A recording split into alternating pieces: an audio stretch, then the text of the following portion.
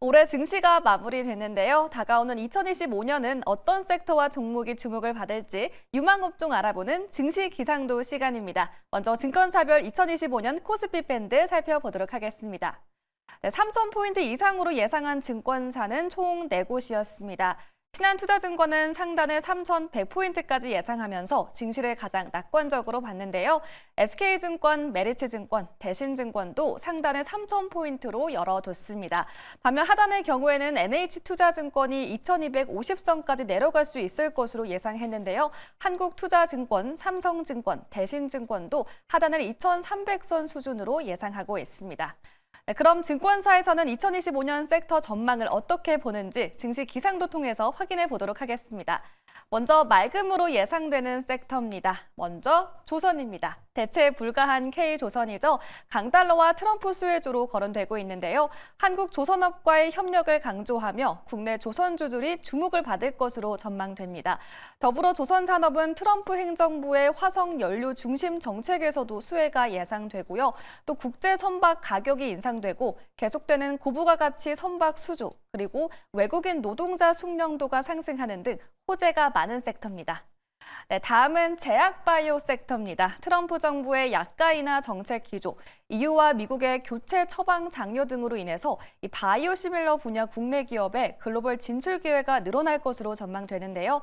글로벌 소재 제약 기업의 지속적인 CMO 수주 계약 체결, 남아프리카를 중심으로 발발하고 있는 콜레라 등의 백신 수요 급증으로 인해 이 수출도 증가할 것으로 예상됩니다. 또한 증권가에서는 미디어, 콘텐츠, 엔터테인먼트 등 이 K컬처 업종도 주목할 만한 분야로 제시하고 있습니다.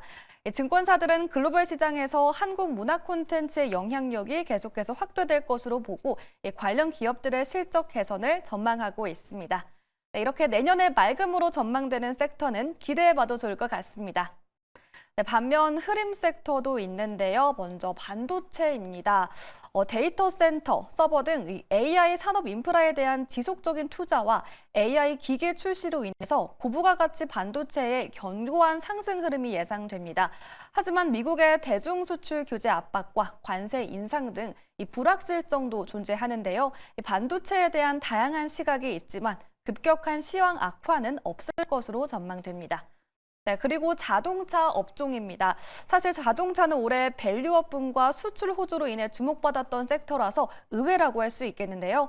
증권가에서는 트럼프 당선에 따른 통상 환경 악화, 중국 자동차 산업 팽창을 위험 요인으로 꼽고 있습니다.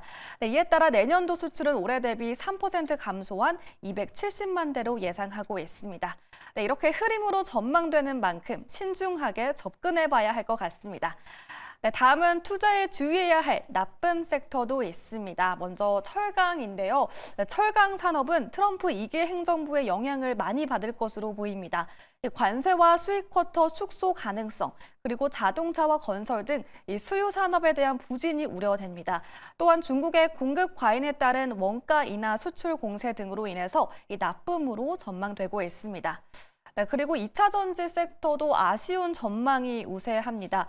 중국의 배터리 생산 능력이 글로벌 수요의 2배를 넘는 이 상황에서 공급 과잉으로 인한 가격 하락과 기업 수익성 악화가 우려되는데요.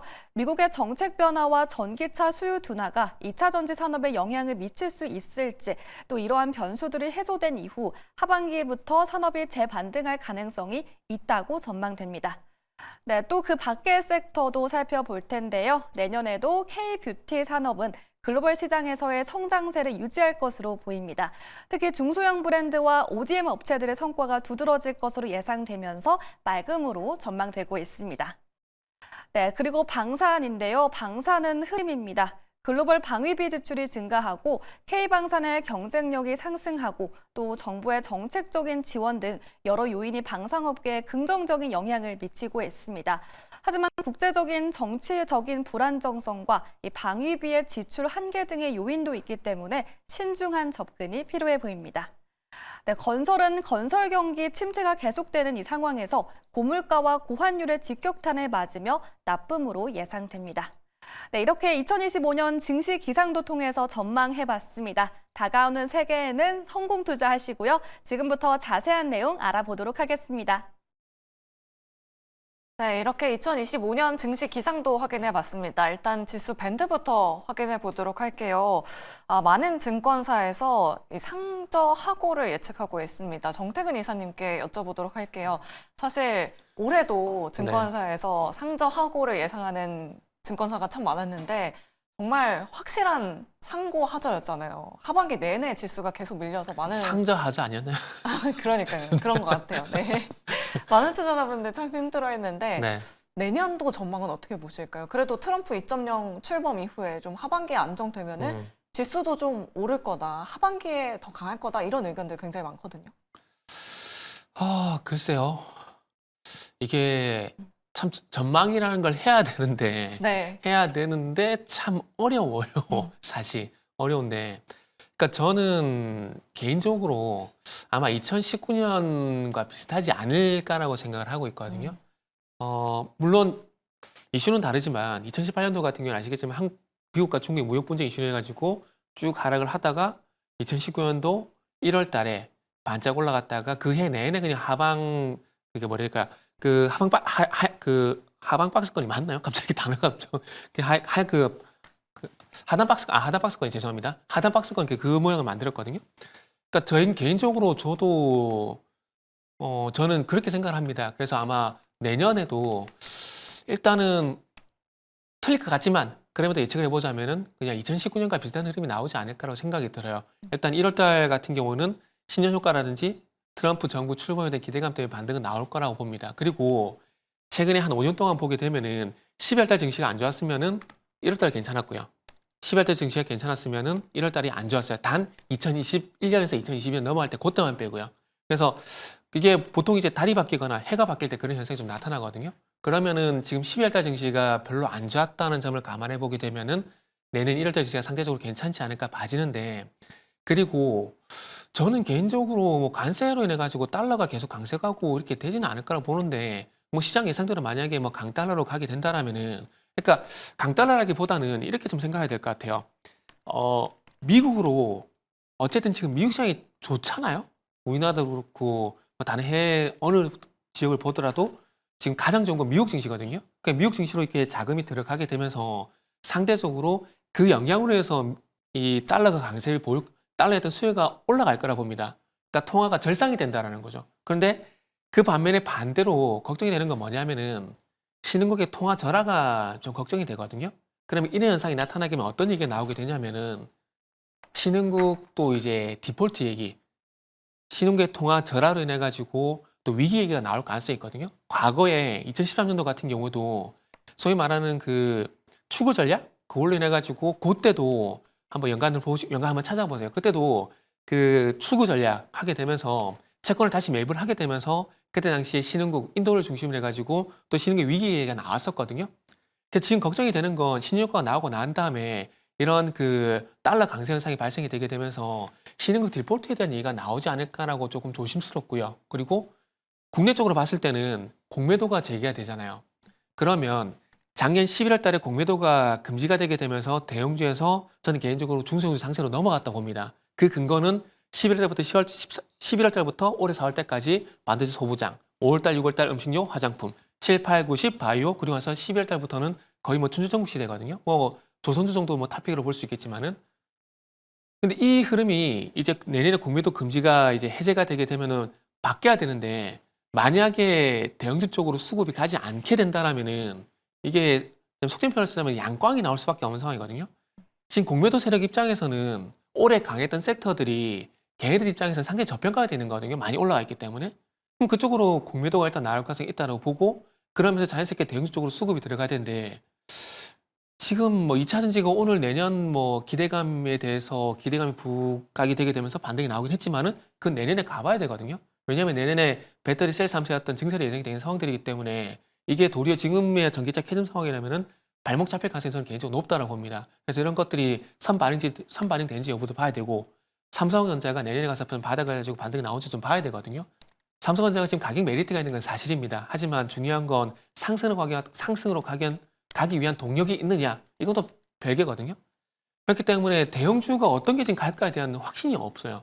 그러다 보니까 1월 반짝 효과가 나오고 난 이후에 3월 달 그리고 중반기 하반기로 넘어가게 되면서 방금 말씀드린 뭐 공매도 그리고 공매도 이제 재개 그리고 신흥국 통화 위기 이런 얘기가 나올 가능성이 있기 때문에 조금은 안 좋게 봐요. 그리고 내년에 뭐 어떤 또 악재가 나올지는 호재가 나올지 저도 알 수는 없는 상황이거든요. 근데 지금의 상황을 봤을 때 이 상황들이 바뀌지 않는다라면은 뭐 내년에 그런 정도 이슈가 있을 거라고 생각이 듭니다. 그러다 보니까 저는 개인적으로 뭐 저도 틀릴 수 있겠지만은 뭐 상저하고보다는 그냥 하단 박스권 정도 뭐 그런 흐름이 나오지 않을까 생각이 들고 그러면서 뭐 중소형주 장세가 여전히 지속이 되지 않을까라고 지금은 그렇게 조심스럽게 좀 생각을 하고 있어요. 네, 알겠습니다. 뭐 공매도가 우리 개인 투자자분들에게 좋은 기억은 아닌 것 같습니다만 과연 3월 달에 공매도 재개 이후에 지수 어떤 움직임 보여줄지 계속해서 확인해 보시면 좋을 것 같습니다.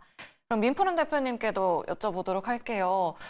이사님께서는 앞서서 올해 국내 증시가 상저하저였다라고 이렇게 말씀해 주셨는데 올해 증시는 또 어떻게 보셨고 내년 증시 전망은 어떻게 하실까요?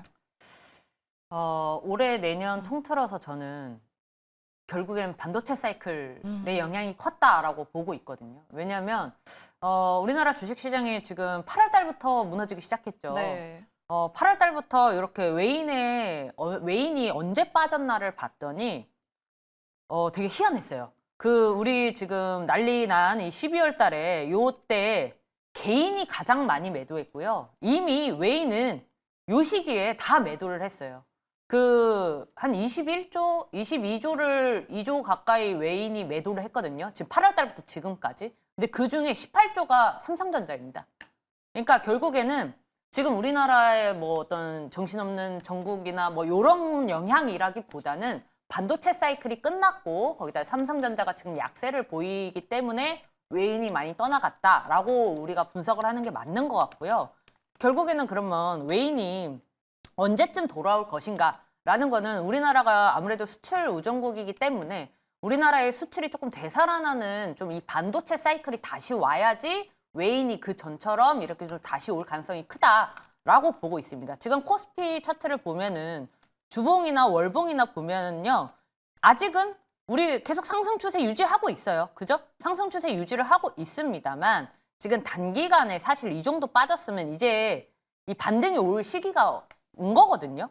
근데 이 반등이 언제, 얼만큼 올 것인가가 가장 중요한 건데 저는 2,300에서 2,500의 이 박스권을 올 한 해는 좀 유지하지 않을까라고 조금 조심스럽게 좀 생각을 하고 있어요. 만약에 이 2,500선을 이상을 가려면 사실 뭐랄까요? 하반기는 조금 더 지나야 된다라고 저는 보고 있어요. 그러니까 정말 빨라도 상저하고가 될 것이고 아니면 조금 더 저는 딜레이 될 수 있다라고 조금 보수적으로 보고 있거든요. 그 이유가 지금 시장이 신뢰도가 안팎으로 깨진 상황이기 때문에 이 시장의 신뢰도를 다시 되찾기 위해서는 굉장히 오래 걸릴 것이고 시간이 생각보다 꽤 걸릴 거라고 생각을 하고 우리나라 그 반도체 사이클이 다시 되돌아오기 전까지는 좀 개별적인 종목의 장세가 유지가 되지 않을까라고 생각을 하고 있습니다. 거기다가 지금 미국 증시가 굉장히 고점이잖아요. 이게 지금 작년이랑 작년이죠. 아직 2024년이니까 작년이랑 올해 통틀어서 지금 미국 증시가 나스닥만 80% 넘게 급등을 했거든요. 그러면 트럼프가 아무리 좋은 청사진을 예고를 하고 지금 달러가 강세이고 더 좋은 공약이나 어떤 더 좋은 정책들이 나온다 한들 사실 이 2년 동안 80% 이상이 오른 나스닥이 조금 더 갈 수 있을까에 대해서는 굉장히 회의론적인 관점이 더 많습니다. 따라서 미국 증시가 조정이 올 확률이 굉장히 높아지고 있기 때문에 그에 따라서 우리나라 증시도 사실 만약에 정말 우리나라 경제가 탄탄하고 올라가야 될 시점에 미국 증시 때문에 못 올라간다라고 한다면 그래도 2,500선에서 지금 막힐 가능성이 크기 때문에 저는 한 2,300에서 2,500 사이에서 좀 박스권을 한동안 유지하지 않을까라고 보고 있습니다. 네, 알겠습니다. 이렇게 지수 전망 한번 들어봤고요. 증권가에서는 기상도에서 앞서서 살펴보셨다시피 제약바이오, 엔터, 조선 섹터를 좋게 보고 있습니다. 그럼 두 분의 토픽 섹터도 한번 들어봐야 할 텐데요. 정태근 이사님께 네. 먼저 여쭤보도록 할게요. 내년에는 어떤 섹터가 좀 우리 국내 증시를 주도할까요? 일단 빤하다라고 할 수 있는데 네. 그냥 확실한 거 그냥 말씀드리고 싶어요. 그냥 제 개인적인 관점에서 조선 말씀드리고 싶은데 네. 내년에도 어쨌든 일단 고환율이 예상이 돼요. 그러니까 지금은 그냥 1,500원대, 1,600원대 그냥 뉴노멀 시대를 개인적으로 그냥 인정을 하는 게 저는 맞다라고 생각이 됩니다. 그러면서 중요한 건 뭐냐면은 이 통화에 대한 부분들을 봤을 때 환율적인 측면을 볼 것인가, 그러니까 투자 가치 측면에서 볼 건가를 봐야 되거든요.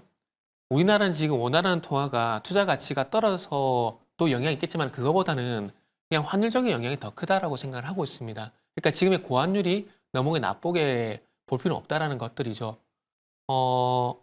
근거를 하나만 제시하자면은 환율하고요. 그리고 소위 말하는 CDS 프리미엄만 같이 보세요. 지금 2021년도에 우크라이나 전쟁 때 1,500원 육박을 할 때 그때는 CDS 프리미엄이 같이 올라갔거든요. 근데 지금은 환율 대비 CDS 프리미엄이 상당히 낮은 위치에 있습니다. 그런 점을 감안해 보게 되면은 우리나라의 어떤 뭐 투자 가치 매력이 많이 떨어진 건 사실이지만은 위험하다고는 판단하지는 않는 것 같아요. 그러다 보니까 CDS 프리미엄이 40bp 아래에서 유지가 된다고 보고 있거든요.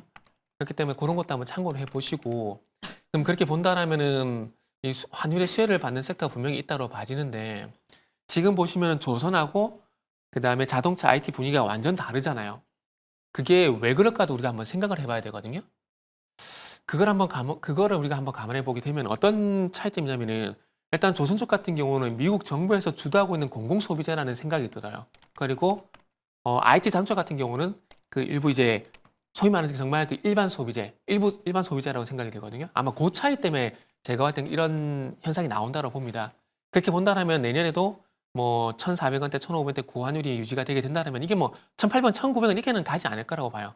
1,500원대 전에 높게 유지가 될 건데 그렇게 된다면 조선 외에 정부주의였던 공공소비재가 뭐가 있느냐라는 점 관점에서 보게 된다면 조선 플러스 예상되는 부분들은 SMR이라든지 그리고 뭐 전력기기 쪽이 되지 않을까라고 생각이 들거든요. 네. 그렇기 때문에 일단은 환율 관련돼서는 공공소비재 쪽을 그래서 환율 관련돼서는 방금 말씀드린 섹터들 한번 관심을 가져보시면 좋지 않을까 생각이 들어요. 그리고 또 미국 쪽뿐만 아니라 조선은 내년에 일단은 갈 수밖에 없는 그런 상황이라 보시면 될 것 같아요. 우리가 조선주 얘기할 때 고가수주 얘기 되게 많이 하잖아요. 그래서 에디슨 17만 3천 세제곱미터급 이익을 표준으로 보고 있는데 이게 그냥 간단하게 말씀드리면 프랑스 GTT사의 화물창 로열티 주는 거까지 포함을 시켜가지고 그냥 간단하게 말씀드리면 2억 불 정도가 손익분기점이라 보시면 됩니다. 보면 되는데 그 2억 불 넘은 거는 2021년도 6월 달부터 넘기 시작했고요. 그리고 2억 5천만 불 같은 경우는 2022년도 7월 달, 8월 달 이후부터 시작이 됐거든요. 근데 내년에는 조선주 전체적으로 보게 되면은 2022년도 저가 수주하고 본전 수주가 다 떨쳐내고 본격적으로 이제 고가 수주가 반영되기 시작할 거거든요. 그러면 당연히 실적이 좋을 수밖에 없습니다. 그러면 환율적인 측면을 또 이 실적은 또 고환율 영향을 또 받을 수밖에 없고요. 그래서 그런 연유로 보다 보니까 저 개인적으로는 그냥 뭐 빤하지만은 일단은 뭐 조선주를 봐야 되지 않을까 생각이 돼요. 내년에 뭐 AI, 로보틱스 뭐 그리고 또 뭐 있죠? 자율주행 그리고 뭐 XR 관련된 거 예상되는 것들이 상당히 많거든요. 많은데 그거는 내년에 가봐야 되지 않겠습니까? 뭐 조선도 마찬가지겠지만 그렇지만 그 속에서 조금 이제 빤하지만은 그래도 조금 안전하고 확실하지 않겠나 생각이 들어서 일단은 조선을 한번 주도 섹터를 한번 제시해보도록 하겠습니다. 네, 알겠습니다. 뭐 리스크가 없는 유일한 업종이다라고 또 할 수 있겠죠. 뭐 고환율에 실적 모멘텀까지 안고 2025년 조선 섹터가 주도 섹터가 될 수 있을지 우리 투자자 여러분들 관심 있게 지켜보시면 좋을 것 같습니다. 그럼 민프롬 대표님의 토픽 섹터도 한번 알아보도록 할게요. 대표님께서는 어떤 쪽을 좀 주목해서 보고 계세요? 저는 재생에너지를 오, 좀 말씀드리고 싶어요. 네. 네. 좀 무서운데요? 그쵸. 네. 무섭죠. 왜냐면 지금 재생에너지가 힘쓰는 게 하나도 없어요. 그죠? 네. 제가 왜 재생에너지를 집어왔는지 말씀을 좀 드리자고 한다면 사실 AI 쪽이랑 좀 고민을 많이 했거든요. AI는 우리가 내년에 적어도 상반기까지는 불타오를 것이라고 우리가 누구나 예상을 하고 있잖아요. 사실 지금 AI를 접근을 하려면 달리는 말에 올라타야 됩니다. 양자 컴퓨터나 뭐 이제 보안 쪽으로 해서 또는 AI가 굉장히 펼칠 이 가닥이 많기 때문에 좀 어려워요. 사실 지금 새로 접근하기에는 좀 어려울 수 있습니다. 그래서 제가 재생에너지를 좀 생각을 했던 게 이제 우리가 내년부터 이제 금리 인하 시기잖아요. 사실 동결을 조금 더 오래 하지 않을까라는 관점도 있습니다만 금리 인하 시기에서 가장 수혜를 받는 쪽은요. 현금 조달이 필요한 기업들입니다. 그러니까 즉 지금 매출이 많이 못 나는 또는 이제 R&D 비용으로 이제 연구 개발 비용이 많이 들어가는 기업들이 수혜를 많이 받아요. 대표적으로 제가 제약바이오를 많이 말씀을 드렸는데 제약바이오는 이미 지금 우리 하반기부터 계속 이제 열심히 달려왔고 지금은 약간 주춤하는 모양새입니다만 지금 재생에너지 쪽에서는 굉장히 다 이게 바닥이냐 더 바닥이냐라고 지금 더 이제 따질 수 있기 때문에 좀 많이 할인되어 있다라고 보고 있고요. 재생에너지가 사실 건드릴 구석이 굉장히 많습니다. 제가 한 5가지를 얘기를 드릴 수 있을 것 같아요. 하나는 우리가 모두 다 알고 있다시피 뭐 재생에너지 태양광이나 풍력이나 이런 기존에 우리가 알고 있는 친환경 에너지죠. 그다음에 두 번째는 에너지 저장 기술입니다. 즉 2차 전지 쪽인데 2차 전지라기보다는 이제 ESS 쪽을 좀 생각을 해야겠죠. 이제 배터리라고 볼 수 있는데 에너지를 어떻게 저장할 것인가라는 이제 이쪽이 있고요. 또 세 번째는 탄소 배출권입니다. 탄소 배출권이 아마 새롭게 조금 다시 한번 시장에서 좀 이렇게 주목을 받을 가능성이 크다고 봐요. 몇 년 전에 탄소 배출권이 유행을 했었잖아요. 이제 탈원전이랑 이제 그때 원전이랑 같이 움직였었는데 지금은 2차 전지가 쏙 들어갔기 때문에 다시 원전이랑 탄소 배출권이 조금 시장에서 좀 날아다닐 가능성이 좀 크다라고 이제 보고 있고 또 네 번째는 수소입니다. 수소가 아직 우리 사회에 통용되지 않았어요. 물론 지금 일부에서는 이제 어떤 기술적인 거는 다 이제 되었으나 우리가 사회적으로는 전기 쪽으로 전기차 쪽을 많이 쓰지 수소차나 어떤 수소 에너지를 이용한 무언가는 아직 눈에서 보기 힘들잖아요. 그래서 그만큼 좀 이제 성장할 가능성이 좀 큰 산업군이다. 수소 에너지 네 번째 보고 있고요. 다섯 번째로 마지막으로 스마트 그리드입니다. 이 모든 친환경 에너지를 결국에는 디지털 전환을 해야 되죠. 요즘에는 뭐 수동으로 하는 게 거의 없잖아요. 그래서 이제 이 친환경 에너지를 사물 인터넷과 연결한다던가 에너지를 관리하는 소프트웨어 이런 토탈 관리 솔루션 기업들 그래서 요 5가지를 섹터를 나눠서 좀 볼 수 있겠다라고 얘기를 할 수 있어서요. 사실 몇 년 전까지만 해도 재생에너지, 친환경 에너지 하면 태양광, 풍력 뭐 요 정도밖에 없었습니다. 이제 이게 시간이 지나면 지날수록 сек터가 세분화가 된다는 건요. 그만큼 산업군이 커진다는 거거든요. 그리고 지금 뭐 아무리 그 2차 전지가 좀 이렇게 추락을 하고 있다고는 합니다만 전 세계가 그렇다고 해서 친환경 에너지에 어떤 투자를 안 한다거나 정책을 아예 없애거나 그랬나요? 요 기조는 바꿀 수가 없습니다. 결국에는 시대적 흐름이고 우리가 이제 이상기후에 대한 경고는 몇 년 전부터 아주 꾸준하게 누적이 되어 와 있고 또 실제로 자연재해가 많이 이제 일어나고 있고 계속해서 이제 이 ESG 경영이나 이런 기조가 좀 유지가 될 가능성이 크기 때문에 결국에는 섹터가 돌아가다가 이 재생에너지가 또 다시 한번 시장을 이끌 시대가 올 거라고 생각을 하고 있거든요. 그 시기가 바로 금리 인하 시기에 올 가능성이 저는 크다라고 보고 있기 때문에 이게 올해 만약에 뭐 하반기 때, 뭐 여름 때 올지, 겨울 때 올지 또는 예상외로 상반기부터 올지는 모르겠습니다만 재생에너지가 이 금리 인하 시기에 한 번은 주도 섹터로 올 가능성이 크다라고 보고 있습니다. 네, 알겠습니다. 민푸른 대표님의 2025년 탑픽 섹터는 바로 재생에너지였습니다. 그동안에는 뭐 태양광이나 풍력 관련주들 계속해서 관심 가져봤다면 이제는 뭐 스마트 그리드나 탄소 포집 관련된 종목들까지 한번 눈여겨보자라는 의견까지 받아봤습니다.